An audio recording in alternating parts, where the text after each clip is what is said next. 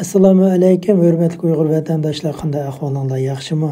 Bugun 11-oyning 13-kuni internet torlarda bugun Tayvan armiyasi amaliy o'q etish manevrini ilib berayotgan ko'rinishlarni ko'rsatishga boshlabdi. Tayvan armiyasi mayli raketa bo'lsin, boshqariladigan bomba bo'lsin, cho'ng tipdagi zambaraklar bo'lsin, keng ko'lamli shaklda dengiz va osmonlarga qaratib etayotgan ko'rinishlarni ko'rsatibdi. Tünügün keçidim bu yan ta bugün güne kadar atkan oklar bütün Tayvan boğazının asman boşluğunu yoğurt vitipti. Küzetgüçilenme bunun nispeten bu bir gayri ahval buluvatı dep qaraydı eken. Onun üstüge Amerika deniz armiyasının kurulukta can kılış koşunu atakta Tayvan armiyasının kurulukta can kılış koşunuğa yardım bəgini keldik degen nam bilen Amerika deniz armiyasının kurulukta can kılış koşunu Tayvan ziminiga beribdi. Bu tarixda ko'rilib boqmagan bir yangi ahvol. Amerika dengiz armiyasining quruqliqda jang qilish qo'shini bo'lsa, maxsus orollarga hujum qiladigan, quruqliqqa hujum qilib chiqadigan bir qo'shin bo'lib hisoblanadi ekan. Ya'ni bunda qilib aytganda, hujum xarakterlik qo'shin bo'lib hisoblanadi ekan. Aslida bu armiyaning xarakteri hujum xarakterlik bo'lib, hargizmi mudofaa ko'radigan qo'shin emas ekan. Kuzatuvchilarning faraz qilishicha, ma'lum bir orollarni qaytarib olish uchun yoki bir quruqliq chiqish uchun urush qilamdi, qandoq degan savol paydo bo'ladi ekan. Ya'ni kelib birinchi pay o'qni Tayvan etyapti, qandoq degan savolmi paydo bo'ladi ekan. Uning ustiga prezident Trump apandimning prezidentlik vaqti yana 70 kun qolgan bo'lsa-mu, Amerika davlat mudofaa ministrini vazifasidan qoldirib, uning o'rniga texmi qattiq qo'lliq bir davlat mudofaa ministrini bekitibdi.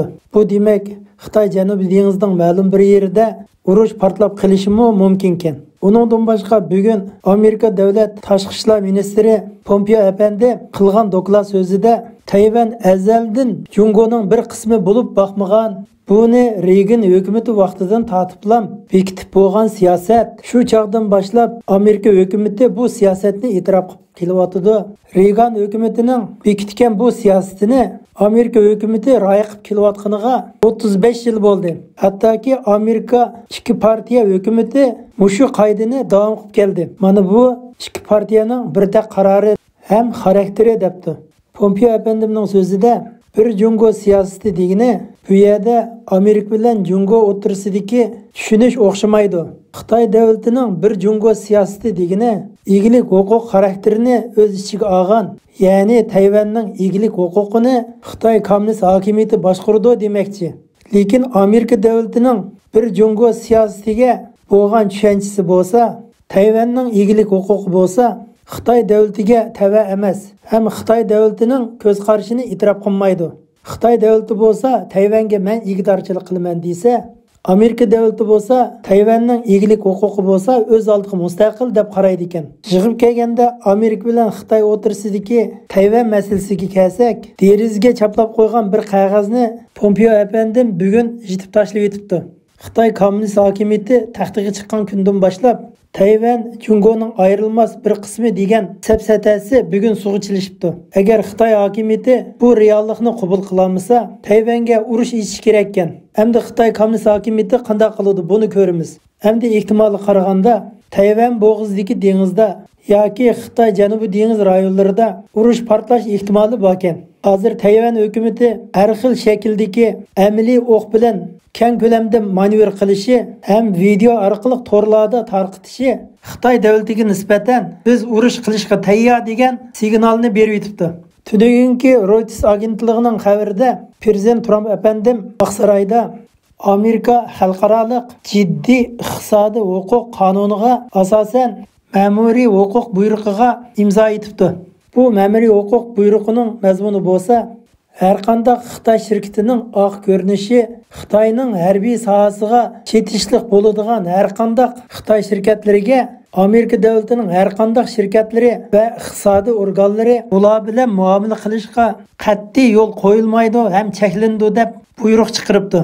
Bu yil 5-oyda Amerika davlat mudofaa organi Xitoy davlatining 20 dan ortiq shirkatlarini aniqlab chiqib, bu shirkatlar Xitoyning harbiy sohasiga chetilganligini aniqlab chiqqan ekan. Masalan, Xitoyning Huawei shirkati, Xitoy Yidong shirkati, Xitoy telegraf shirkati, Xitoy mushkiyiq elektron sohasi, Xeykang Weishi degandek şirketlerini aniqlab chiqqan ekan. 8-oyga kelgan vaqtida Amerika davlat mudofaa organi Xitoy davlatining yana 11 shirkatini aniqlab chiqibdi.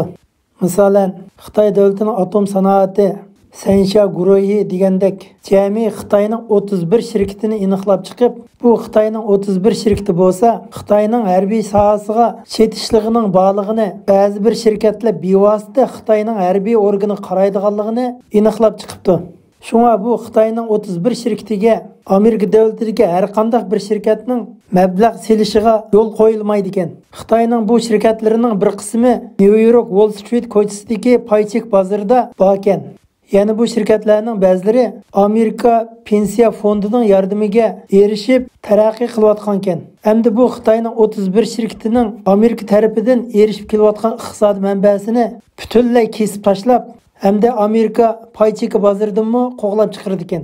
Bunda aytganda, yillardan beri Amerika davlati iqtisodiy jihatdan Xitoy davlatining harbiy sohasini kuchlantirib va taraqqiy qildirib bergan ekan. Bu vaziyat Amerika hukumati uchun bir bema'nilik ish bo'lib hisoblanadi ekan.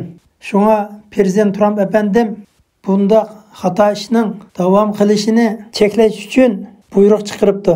Ham bu buyruqqa imzo etibdi. Xitoy hokimiyati bo'lsa, mushundaq oq ko'rinishi bor shirkatlar orqali iqtisodiy jihatda Amerika davlatidan foydalanib, Xitoyning harbiy sanoatini taraqqiy qildirib, tashqi jihatda Hong Kongga, Tayvanga va Janubiy Osiyodagi kichik davlatlarga tahdid ko'rsatib, Xitoy Janubiy dengizining nurg'un yerlariga sunniy orollarni yasab, ham harbiy kuchlarini o'rlashtirib, ichki jihatda bo'lsa, Uyg'ur xalqi va Tibet xalqini qirg'in qilish harakatini davom qilsa, Xitoyning bundaq inson qalbidan chiqqan harakatlarini cheklash uchun Xitoy davlatiga qarata ilib borgan dono tadbir ekan. Xabarimiz tugadi. Hammanglarning qimmatli vaqtinglar uchun ko'pdan ko'p rahmat.